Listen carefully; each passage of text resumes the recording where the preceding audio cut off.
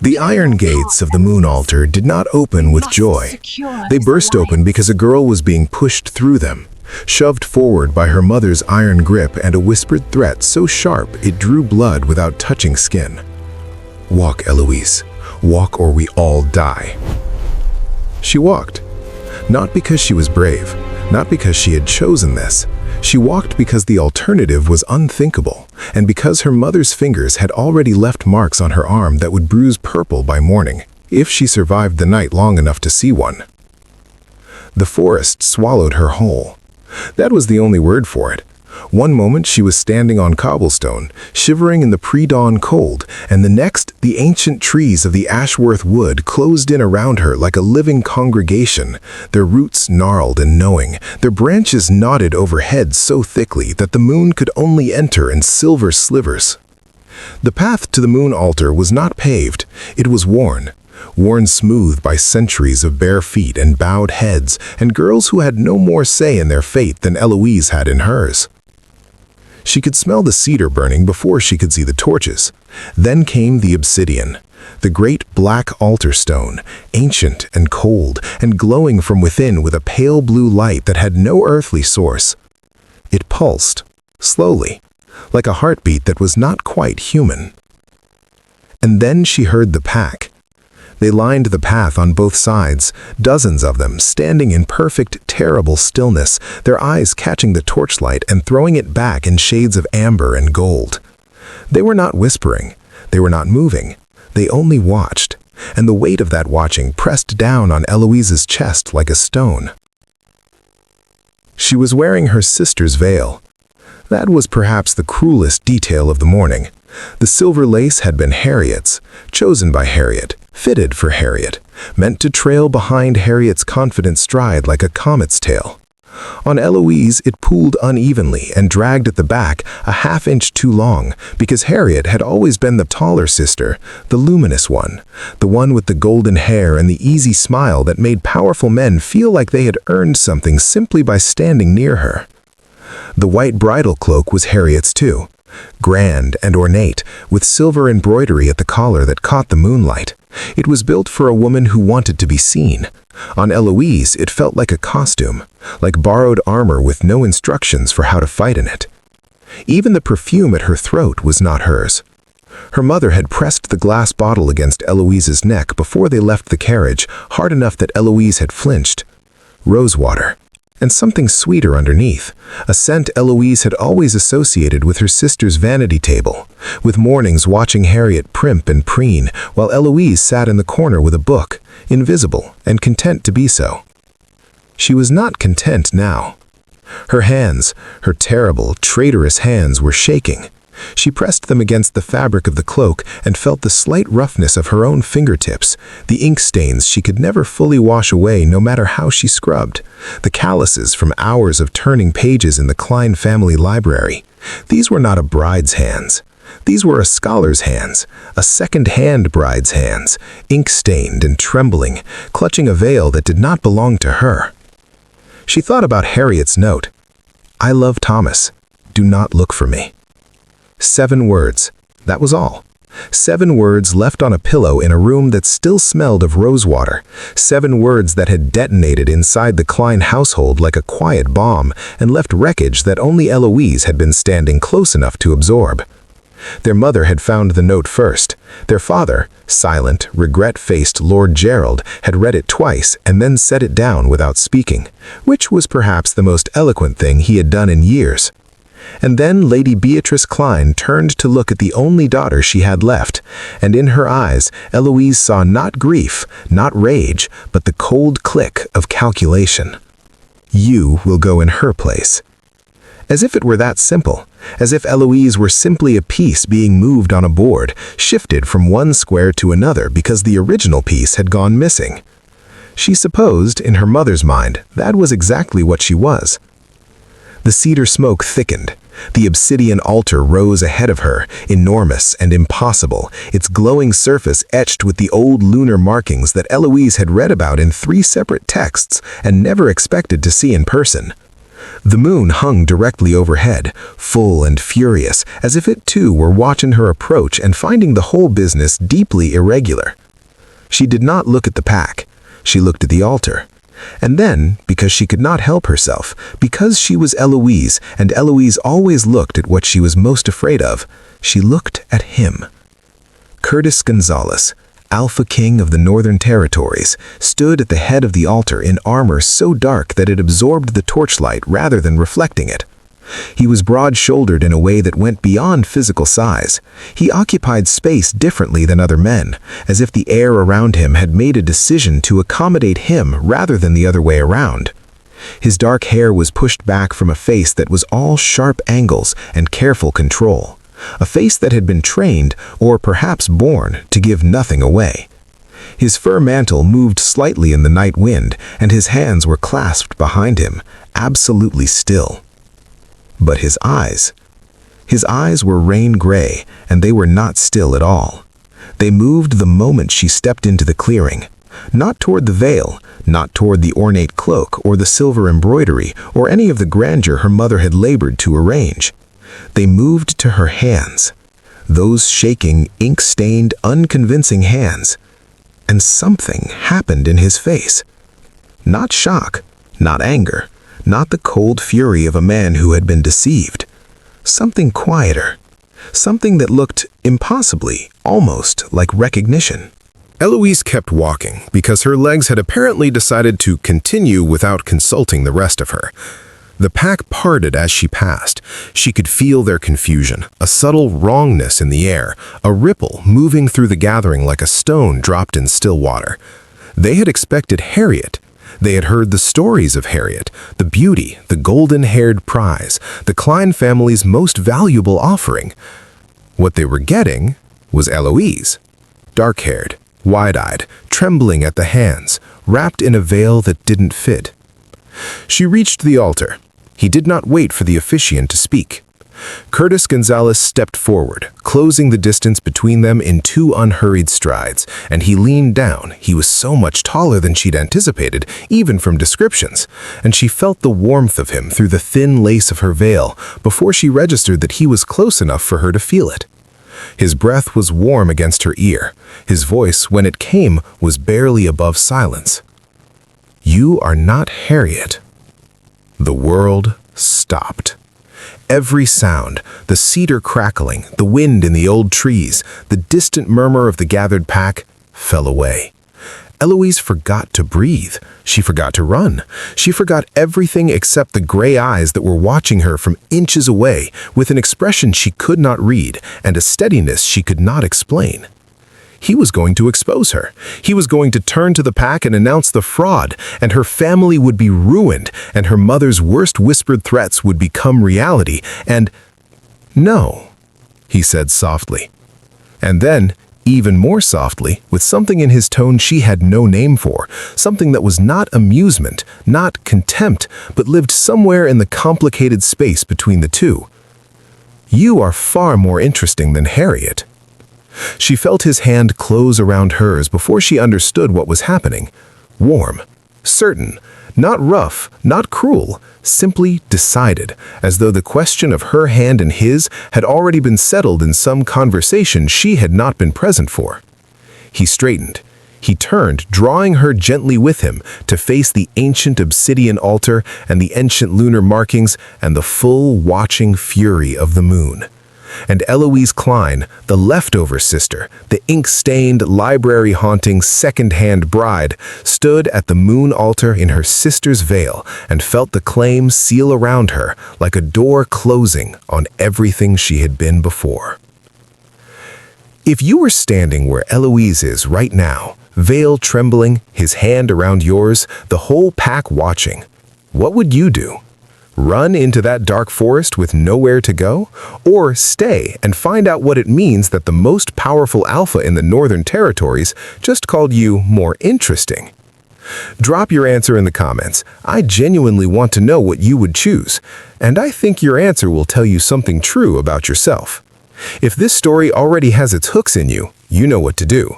Subscribe, and don't you dare miss what comes next. This pack saves seats for people who show up, and something tells me you're exactly the kind of reader this story was made for. We are only just beginning. She did not hear Harriet leave. That was the part that stayed with her afterward, lodged like a splinter in the soft tissue of memory, the fact that she had slept through it entirely. While Eloise lay in the room next door, breathing slowly through a dreamless sleep, her sister had packed a bag, pulled on her traveling coat, pressed a note flat against the pillow, and walked out of the Kline family home forever. No creak of floorboard, no whispered goodbye, just the ordinary silence of a sleeping house, and then morning, and then everything broken. She found the note because she always checked on Harriet in the mornings. It was a habit she had never examined, simply something she did, the way she made tea before opening a book, the way she touched the spines of familiar volumes when she passed them in the library. She knocked once, heard nothing, and let herself in. The bed was made. Harriet never made her bed. In 11 years of sharing this house, in 11 years of morning arguments and borrowed hairpins, and the particular chaos of existing alongside someone as luminous and careless as her sister, Harriet Kline had not once made her own bed before noon. Eloise stood in the doorway and understood before she crossed the room, before she picked up the folded paper, before she read a single word, she understood with the specific clarity of someone who has spent her life paying attention to small details while everyone else watched the spectacle. "I love Thomas. Do not look for me." She read it 3 times. Then she sat down on the edge of the perfectly made bed and looked at her sister's vanity. The rose water bottle still uncapped, the brushes arranged as though Harriet might return for them, the faint impression in the rug where Harriet's favorite slippers had always lived. Gone too. Eloise noted that. The slippers were gone, which meant this was not an impulse, this had been planned. Her sister had loved Thomas the stable boy quietly and specifically and for long enough to know exactly which slippers to pack. She was still sitting there when her mother appeared in the doorway. Lady Beatrice Kline did not weep. She looked at the note Eloise held out to her, read it once, and handed it back with the careful, deliberate steadiness of a woman performing composure so thoroughly it had become indistinguishable from the real thing. Then she looked at Eloise, really looked at her, in a way she rarely did, in a way that felt less like a mother regarding a daughter and more like an architect regarding an available material. The silence lasted perhaps 10 seconds. "You will go in her place," Lady Beatrice said. It was not phrased as a question, which is how Eloise knew there was no version of this morning in which she said no and was believed. She thought about saying it anyway, the word no, plain and complete, without apology or elaboration. She held it in her mouth for a moment, like a stone. "The debts," her mother continued, moving into the room and picking up Harriet's rose-water bottle with the proprietary manner of someone already reorganizing the situation, "are not small. Your father has been quiet about the extent of them. He has been quiet about many things for many years, and the consequence of that quiet has arrived, Eloise, in the form of a very specific obligation to the pack and to the Alpha King's Council, and the obligation cannot simply be dissolved because your sister has chosen inconvenient romance." She set the bottle down. "You are dark-haired. The veil will cover most of it. You are slender enough that the cloak will do. You will not speak unless spoken to, and you will not be spoken to until the claim is sealed." Eloise looked at her mother and felt something she could not name and did not try to, something that was grief and fury and a tired, bottomless resignation all pressed together into a single feeling her body did not have room to fully hold. "What happens to us if I don't go?" she said quietly. Lady Beatrice did not answer. She didn't need to. The answer was in the set of her jaw, the frozen precision of her expression, the way her hands smoothed Harriet's already smooth pillow, the gesture of a woman smoothing over things that could not actually be smoothed. Eloise stood up from the bed. She straightened her spine.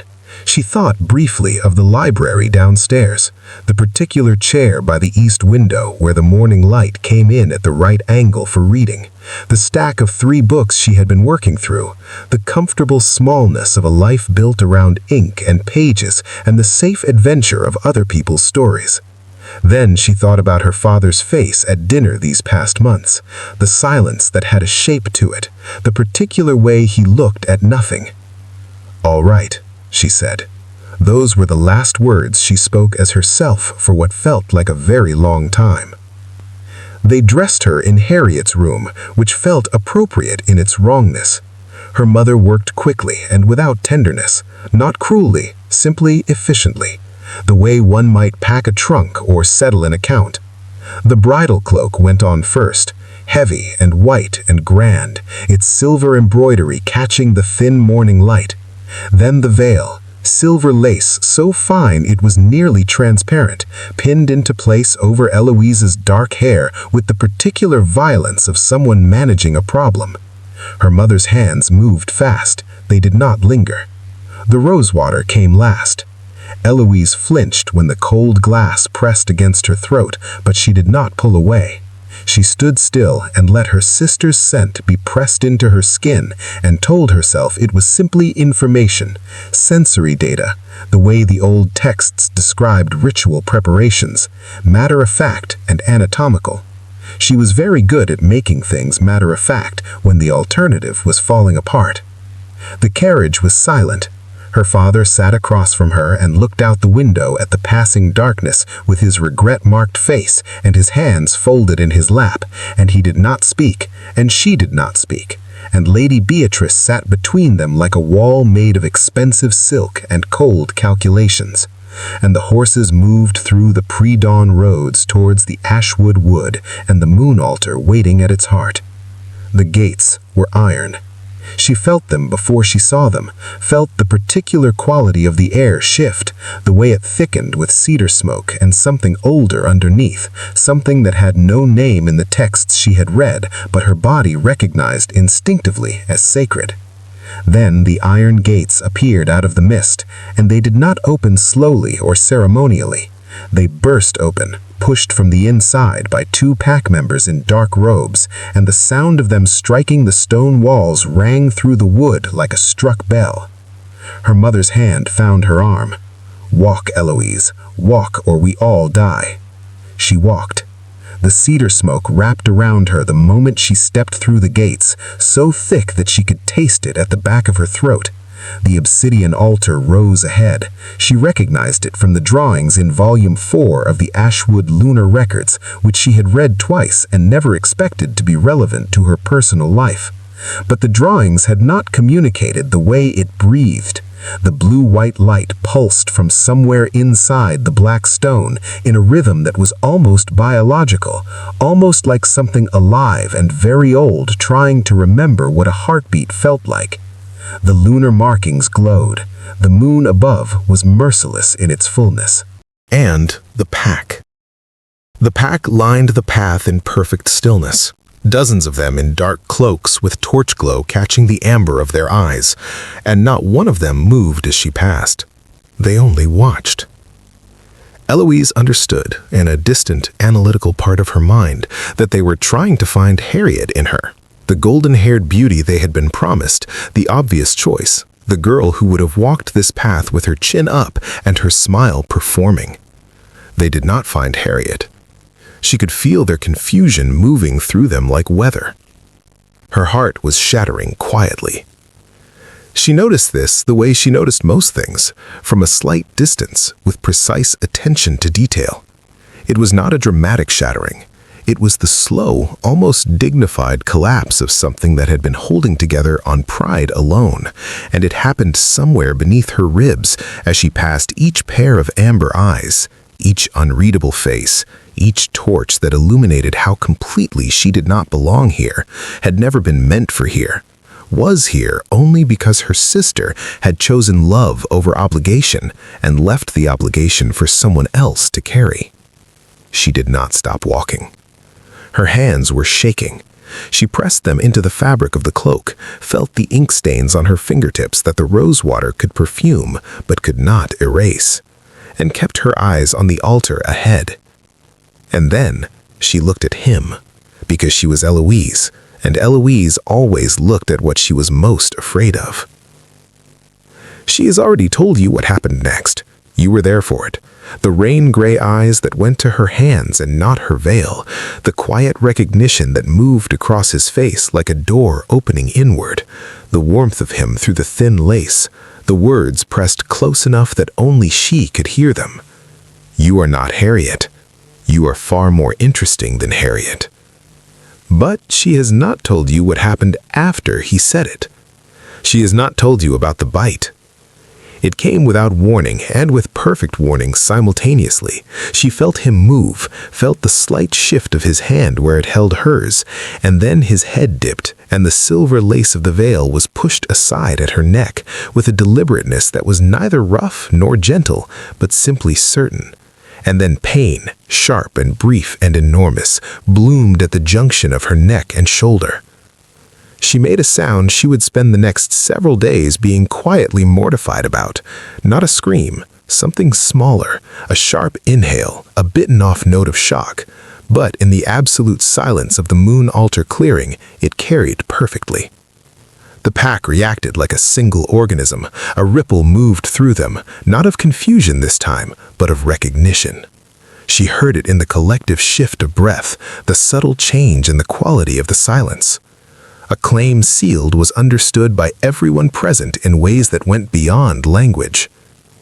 The pain faded as quickly as it had arrived and left in its place something she had no vocabulary for, a warmth that was not temperature, a steadiness that was not her own, a sense of something having been decided in the deepest register of her physical self. She stood very still. Curtis Gonzalez straightened beside her, unhurried, and she could feel the mark at her neck the way she could feel her own pulse, except it was not quite hers. He had not exposed her. He had claimed her. She kept her eyes forward and thought, with the portion of her mind that was still capable of linear thought. He knew. He knew before he leaned in. He smelled the library dust and the ink through Harriet's rosewater, and he knew. And he claimed her anyway. Not by accident, not in confusion, with intent. The question of why would follow her all the way to Ashworth House and keep her company through several sleepless hours. Ashworth House materialized out of the gray morning like something that had been waiting for them, which perhaps it had. It was set back from the road behind a long approach lined with trees that clearly had been there long enough to develop opinions, their trunks vast and their canopies meeting overhead to form a tunnel through which the carriage moved in cold, filtered shadow. The house itself was magnificent in the way that things which have never been required to be warm are sometimes magnificent. All dark stone and tall windows, and architectural decisions that communicated, wordlessly but absolutely, that the people who built this place had been thinking about permanence when they built it. Not comfort, not welcome. Permanence. Coldly magnificent, Eloise thought. That was precisely the phrase. She was helped from the carriage by a footman who had the careful neutrality of someone very well trained, and she stood on the gravel drive with Harriet's veil pushed back from her face and the marks still warm at her neck, and looked up at the house and felt the particular sensation of a door closing behind her on a life she had not finished living. Curtis had ridden ahead on horseback, which she had observed with the same detached precision she was applying to everything since the altar. He had not looked back. She was not sure whether this was coldness or simply the manner of someone who made decisions without second-guessing them. She had no time to settle the question because the front door opened. The woman who came through it moved with the efficiency of someone for whom movement itself was a form of communication. She was perhaps 30, with copper-colored hair pinned so severely at the back of her head that it seemed less like a style and more like a structural decision, and her eyes, dark, quick, missing nothing, did a complete inventory of Eloise in approximately 3 seconds. Miss Kline. Not Miss Kline Harriet, simply Miss Kline, which told Eloise something, though she wasn't certain yet what. I am Opal Crane. I manage the Alpha King's correspondence and schedule. Your rooms are prepared on the East Wing. I'll show you through. Eloise opened her mouth to say something appropriate. A silver spoon came flying around the corner of the open doorway, spun once in the morning air with a sort of cheerful inevitability, and landed in the gravel 2 feet from Eloise's left shoe. She looked at it, then she looked up. Leaning against the doorframe with the posture of someone for whom leaning was a personal philosophy was a young man of about 20, dark-haired like Curtis, but where Curtis was stillness, this one was all barely contained motion, his energy coiled just under the surface of a grin that had clearly gotten him into considerable trouble on a number of previous occasions. He was looking at Eloise with an expression of frank, uncomplicated curiosity that was almost a relief after the weight of everything else this morning. "You dropped that," he said. "I did not," Eloise said. He considered this. "Fair," he said. "I'm Fletcher. You're not what I expected." "Fletcher." Opal Crane's voice carried the particular tone of a woman who had said that name approximately 11,000 times in the past year. "Go inside." "I'm just saying she's not inside." Fletcher pushed off the doorframe with the elastic ease of the very young and disappeared back into the house, but Eloise caught the tail end of his expression as he went. Not dismissal, not the disappointed assessment of someone who had expected Harriet and gotten a lesser substitute. Something else, closer to interest, closer to the look of someone who had just noticed something that everyone else had been too busy looking at the obvious to see. Opal Crane retrieved the silver spoon from the gravel with the composure of a woman retrieving a dropped pen and gestured toward the door. "If you'll follow me," she said. Eloise followed. The East Wing rooms were not warm, but they were very beautiful, which she supposed was the house's version of an apology. The windows looked over a walled garden where something had once been carefully planted and now was growing with the focused ambition of things that had stopped being supervised. She liked it. She stood at the glass for a while after Opal Crane left, after the veil was removed and folded by a maid who asked no questions, after the cloak was taken, after she was left alone in her own clothes again with the marketer neck and the silence of the house settling around her like water finding its level. She was still at the window when the knock came. It was not the tentative knock of a servant, or the brisk, practical knock of Opal Crane, or even the probable non-knock of Fletcher. It was 3 measured strikes, evenly spaced, the knock of someone who had never knocked apologetically in their life and saw no reason to start.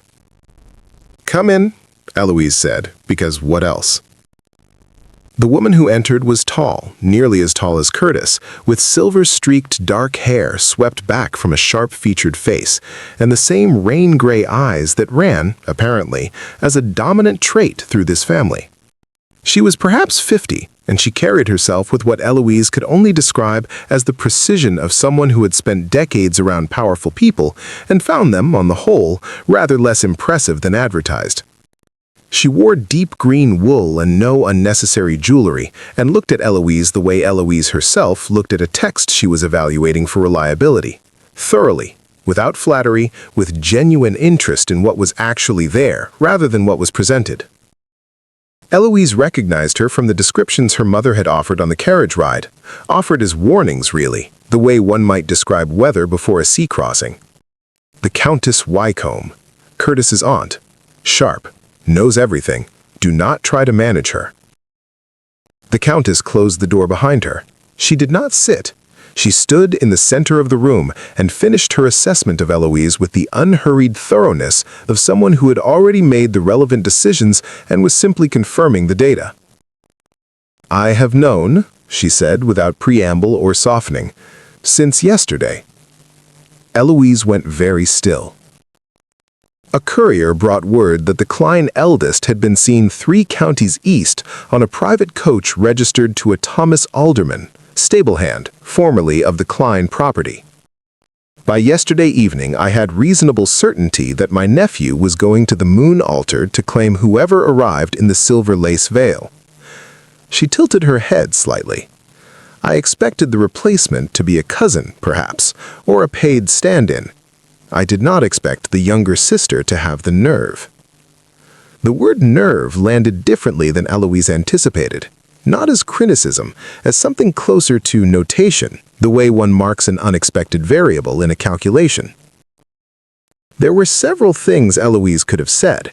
She could have performed innocence, which would have been insulting to both of them.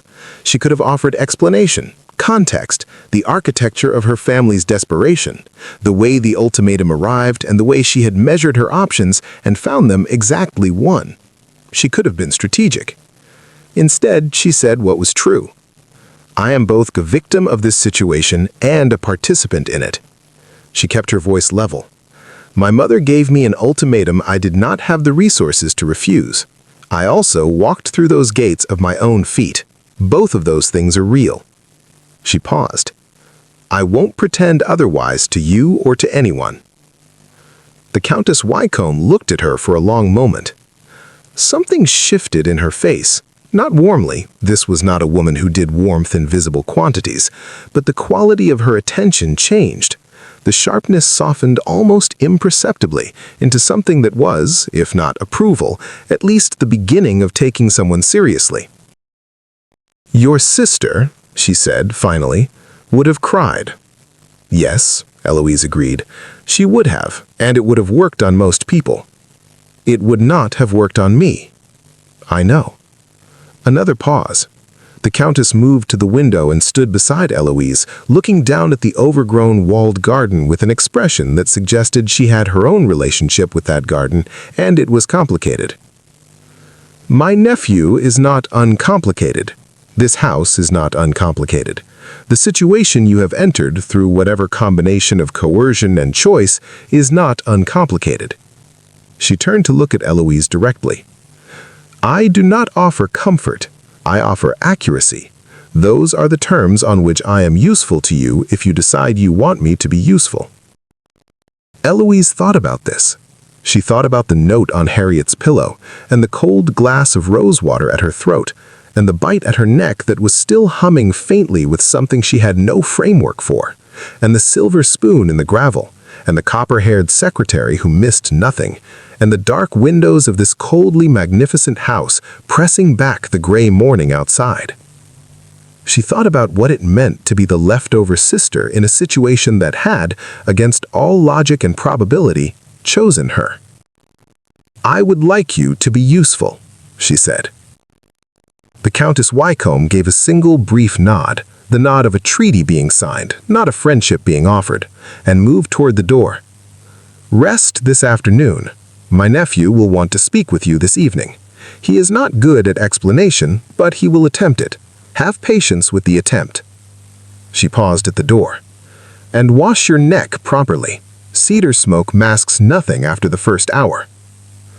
The door closed behind her with the same measured precision as her knock.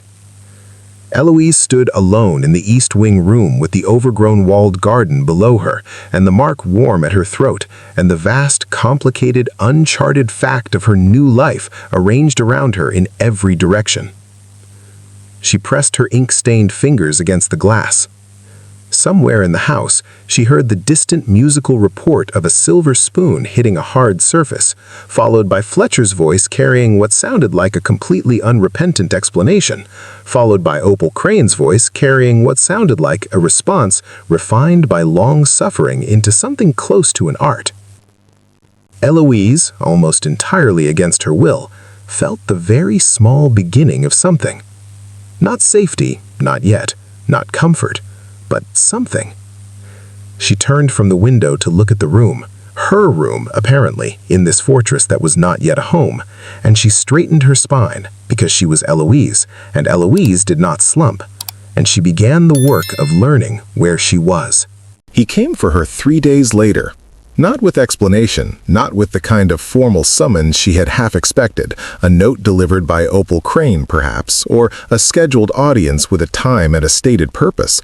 He simply appeared at the door of the East Wing Library, which she had discovered on her second morning and immediately claimed in the quiet, thorough way she claimed all libraries, by learning its contents before she learned anything else about the house. He knocked once, not the Countess's measured 3, something briefer, and when she said come in, he was already opening the door, which suggested the knock had been courtesy rather than genuine inquiry. Get your coat, he said. She looked up from the volume in her lap. "Good morning?" Something moved at the corner of his mouth, not quite a smile, but the architecture of one, the suggestion that the machinery existed even if it didn't often run. "Good morning. Get your coat." She got her coat. The carriage took them east, and further east than she had ever been in this city, through neighborhoods that the maps in the Kline family library had labeled with the administrative neutrality of people who had never had to live in them. The streets narrowed, the buildings pressed closer together. The light came down differently here, filtered through the density of washing lines and close-set rooftops, and the people moved differently too. Not with less purpose, but with a purpose that had been refined by necessity into something very efficient, very specific, stripped of anything decorative.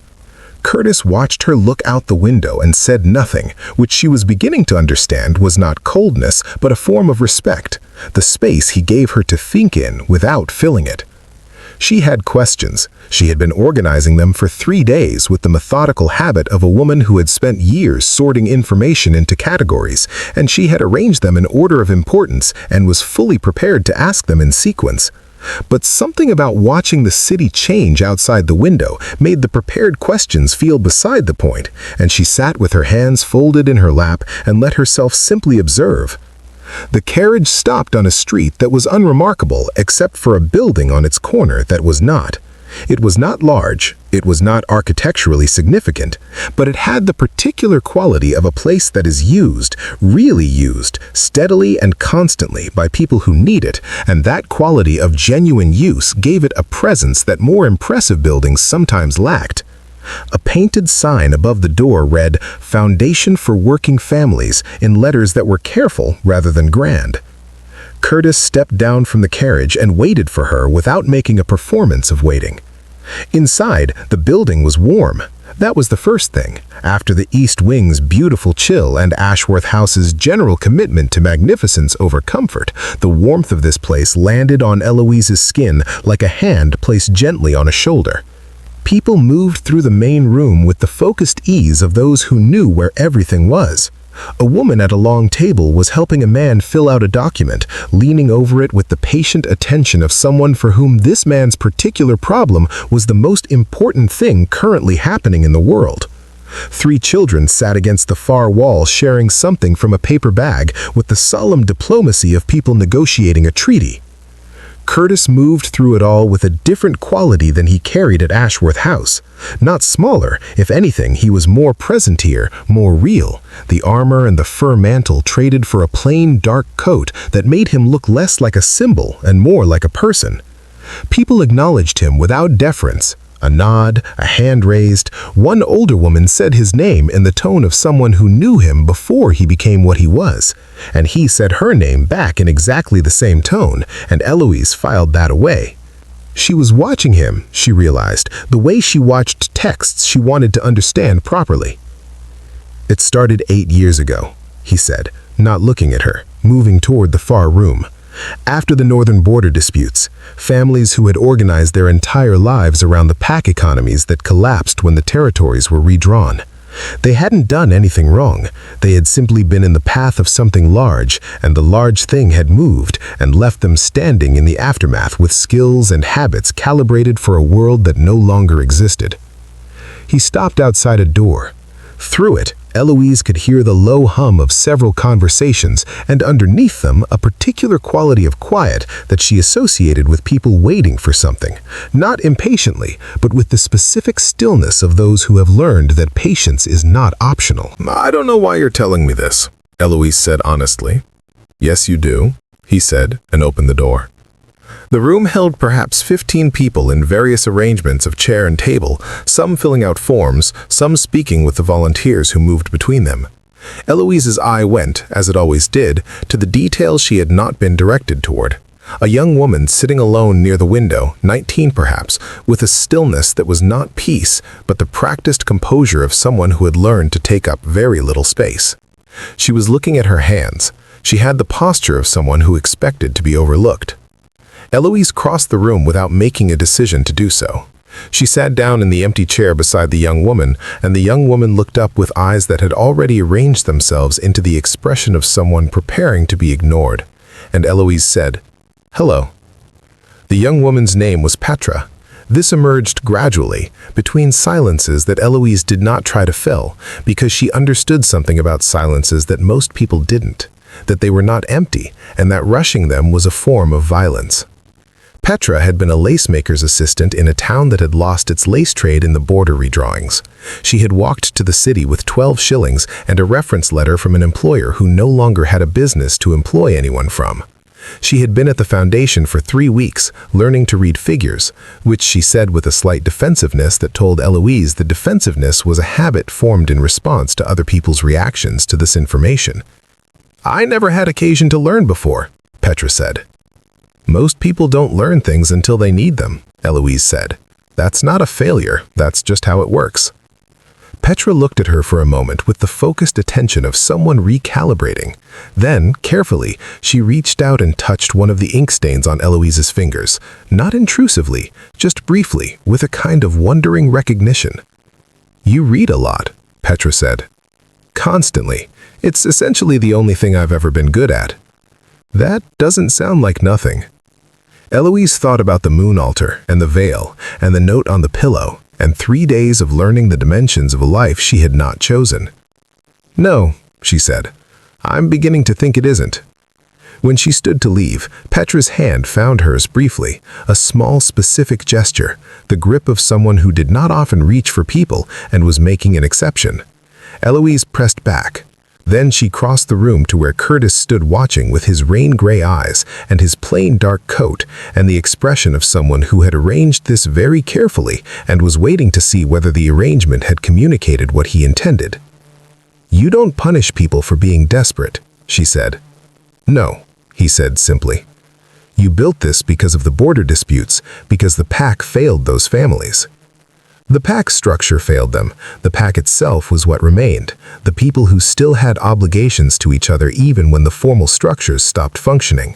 He looked over her head at the room, at Petra, who had returned to her figures with something subtly different in her posture, some small increment of straightness that had not been there before, and felt something she recognized only because she had read about it enough times to know it when she met it in person. It was the feeling of a thing mattering, of being inside something that had weight and consequence and the specific gravity of the real. She had felt it in libraries. She had not expected to feel it here. She did not say any of this to Curtis, but she thought from the slight shift in his expression when he glanced at her that he had read it anyway. Lord Fenwick arrived on a Thursday. Eloise knew about him before he arrived because Opal Crane, who missed nothing, had informed her on Wednesday evening in the tone of someone delivering both information and a recommendation. Broad, florid-faced, a rival alpha who wanted the Northern Territories for 15 years and resented, with the particular intensity of the chronically overlooked, every single one of the years in which he had not gotten them. He was coming to the house under the cover of a routine council visit, which both Opal Crane and Eloise understood was not what it was. She dressed carefully on Thursday morning, not elaborately. She was never Harriet, had never been Harriet, no interest in performing Harriet now, but carefully, the difference being that elaborate was about impression and careful was about intention. She chose the deep blue wool she had found in the wardrobe that the household staff had quietly stocked for her, dark, serious, the color of something that knew its own weight. She was in the front sitting room, at the writing desk with correspondence she had offered to help Opal Crane organize, when she heard the doors. Lord Fenwick was exactly as described, which was almost disappointing. She had hoped the description might be an exaggeration, because broad and florid-faced and contemptuous-smiled was such a specific combination of physical and moral characteristics that it seemed almost too convenient. But there he was, a large man with a face that had made too many expressions of condescension for too many years and now wore them even in repose. His smile landing just left of pleasant in a way that said he knew exactly what he was doing with it.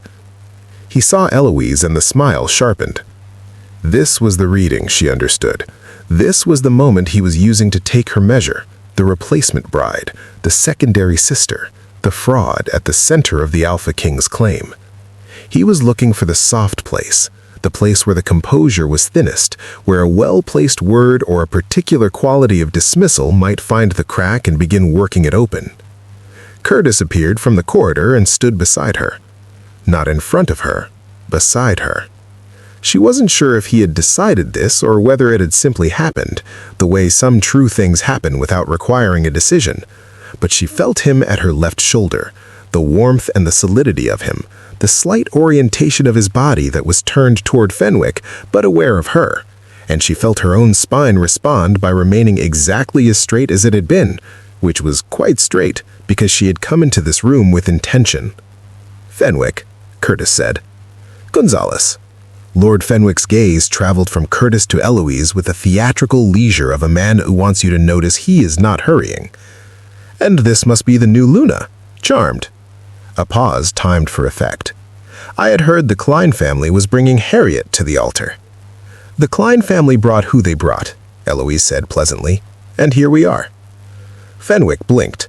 He had expected, she understood, either silence or performance, either the crumbling quiet of someone caught or the overbright defensiveness of someone compensating. He had not expected simply, "Here we are," delivered in the tone of someone discussing a fact about the weather. She did not move from beside Curtis. Fenwick tried twice more during the visit, once with a pointed comment about the last-minute nature of the ceremony, once with a more elaborate suggestion about the importance of verified claims to the council's satisfaction. Each time, Eloise listened with the full, courteous attention she gave to arguments she had already found the flaw in, and either offered a quiet, precise response or simply held her ground and let the silence do the work. When Fenwick finally left, Curtis stood in the entrance hall and looked at her with something in his expression that was newer than what she had seen from him before. "You didn't move behind me," he said. "No," she agreed. Most people do when Fenwick applies pressure. "I know." She looked at the door through which Fenwick had departed. He was looking for the seam between us, something to get his fingers into. She paused. There wasn't one. Curtis looked at her for a moment. "No," he said, "there wasn't." Her mother came 4 days later. Not to Ashworth House. Lady Beatrice Kline was not invited to Ashworth House, and it was one of the minor structural dignities of Eloise's new situation that invitations to Ashworth House were managed by Opal Crane, and therefore were not available to anyone Eloise did not want to see. The meeting happened in a tea room on Calloway Street, which Eloise chose because it was public and because she had read enough legal texts by this point to understand the value of witnesses. She was already seated when her mother arrived.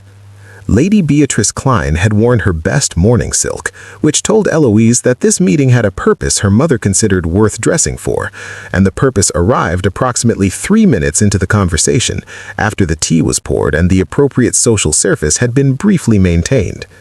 "Fenwick," the DB said, "has been in contact." Eloise set down her cup. "He has made certain representations to me about the possibility of clarifying the record regarding the nature of the altar ceremony, the representation at the altar." Lady Beatrice arranged her hands in her lap with the care of someone arranging evidence. "He believes that a formal statement regarding the circumstances of Harriet's absence and your substitution would be of benefit to the council's deliberations. He wants you to confess the fraud publicly so that he can use it to challenge Curtis's claim, and by extension, his title and his seat." Her mother's expression flickered. She had, Eloise noted, expected this to land differently. She had expected the architecture of obligation, your father's debts, our survival, the family, to still have the same weight it had carried on the morning of Harriet's empty bed. What Fenwick offered you to make the statement, it's the secondary debt, isn't it?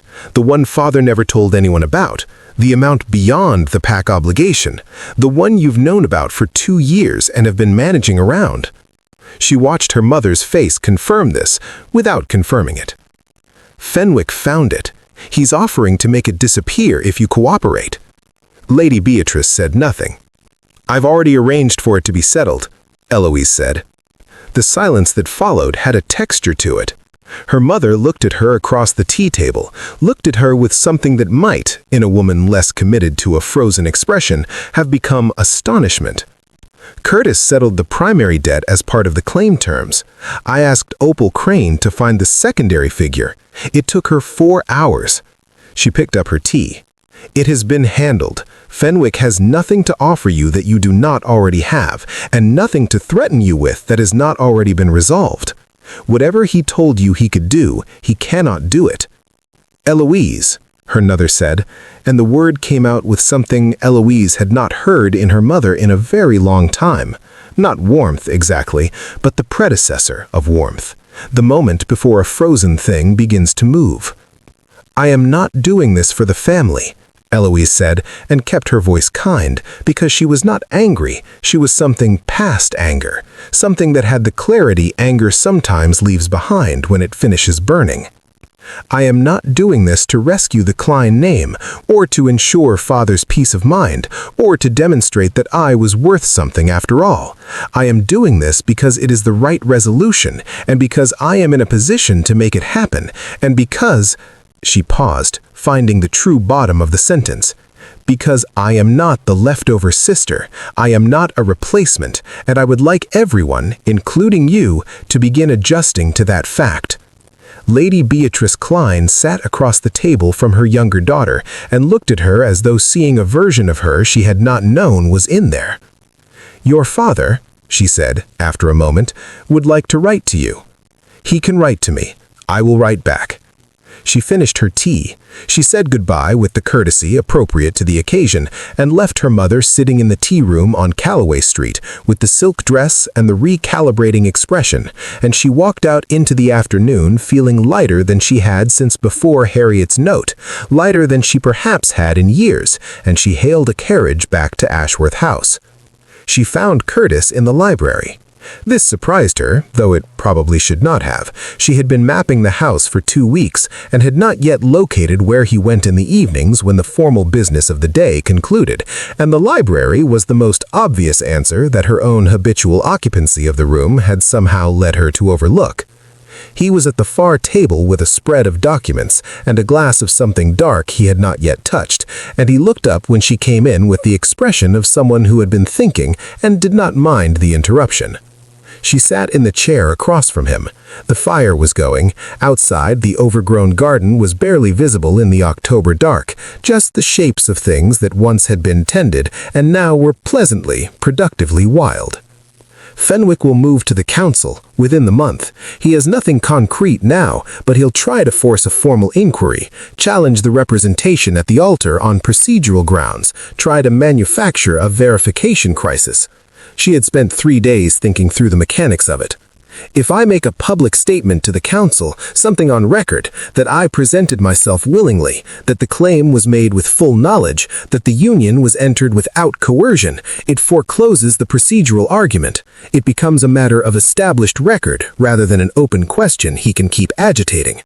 Curtis was looking at her with the gray eyes that she had been learning to read, slowly, the way she learned difficult texts, not all at once but incrementally, returning to the same passages until the meaning opened.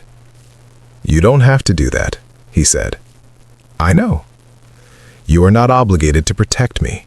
Whatever happened at the altar, whatever the claim means legally, you are not bound to put yourself publicly in a position that—" "Curtis." She said his name in the tone she used to stop a line of reasoning that was heading in the wrong direction. He stopped. "I am not doing this because I am obligated. I told my mother the same thing this afternoon in a different context." She looked at the fire. "I am protecting what we are building." The word "we" sat in the room between them. She had not planned it. It had arrived with the simple authority of the accurate, the same authority as "here we are," delivered to Fenwick's calculated pause, the same authority as the hand around hers at the moon altar, decided and certain. She looked back at him. His expression had changed, not dramatically. He was not a man who changed dramatically, but she knew his face well enough now to see it. The careful arrangement that he kept in place because he had learned, somewhere and for reasons she had not yet read him far enough to know, that showing what he felt was a vulnerability he could not afford. It was slipping, slightly, at the edges. "I knew it was you," he said. "Before I came to the altar.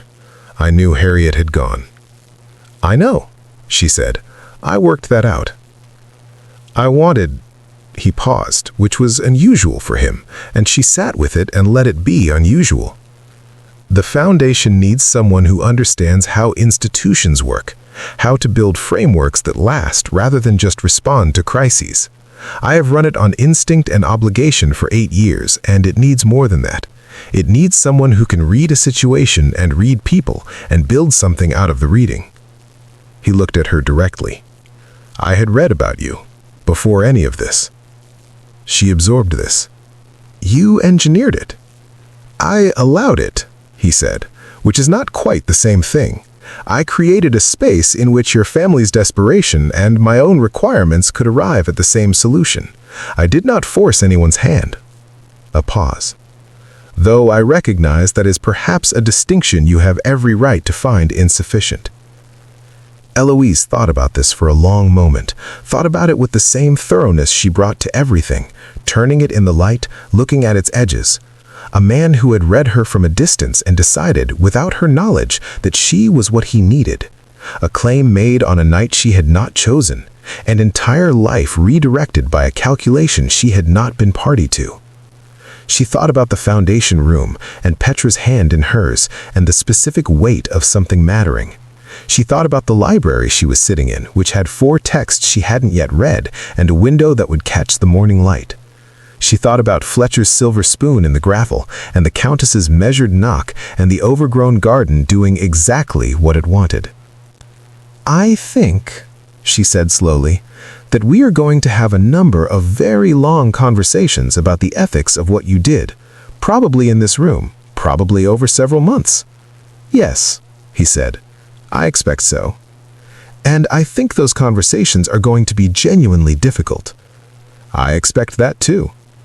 Good, she said. So do I. She looked at the fire. But I am still protecting what we are building. Those 2 things can both be true.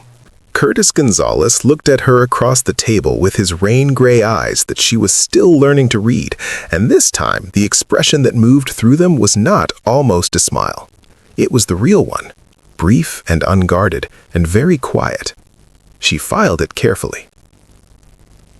Sir Barnaby Holt arrived on a cold Tuesday morning with his white beard and his historically significant waistcoat and a leather case of documents that he arranged on the formal dining table with the meticulous care of a man who had been making things legally irrefutable for 40 years. Eloise sat at the table and read the statement twice before signing it.